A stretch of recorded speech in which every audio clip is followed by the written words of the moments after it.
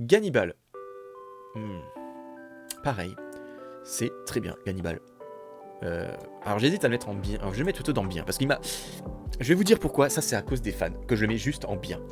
Vous allez comprendre pourquoi. C'est que partout où j'ai lu, enfin où j'ai vu des notes, où j'ai regardé des vidéos, là c'est clairement pour les fans que je mets dans bien.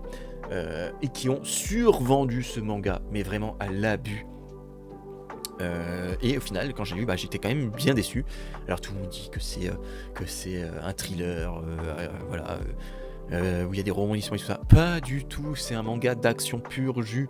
Voilà, je veux bien croire que les premiers tomes, il y a un peu une ambiance un peu de thriller, oppressant, vraiment. Oui, clairement, un espèce de huis clos, voilà. Et pour moi, bah, c'est ça que pour les 3 premiers tomes, et après ça part dans le full action.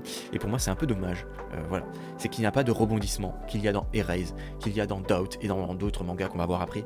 Il n'y a pas de ce petit rebondissement. Enfin, voilà, au niveau du scénario, au niveau des personnages. Vraiment, c'est du basique, c'est du simple. C'est du Eijin en final. D'ailleurs, Eijin, je vais peut-être le mettre au-dessus de ça, au-dessus de ça.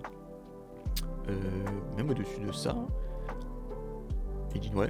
C'est un peu du Eijin, mais en plus violent, avec une histoire de cannibale, voilà, de famille, comme ça. Mais voilà, quoi, c'est juste ça. Si vous aimez les mangas d'action, vous allez adorer Cannibal. Mais par contre, si vous attendez à un thriller un peu psychologique et malsaine, non, pas trop, clairement pas.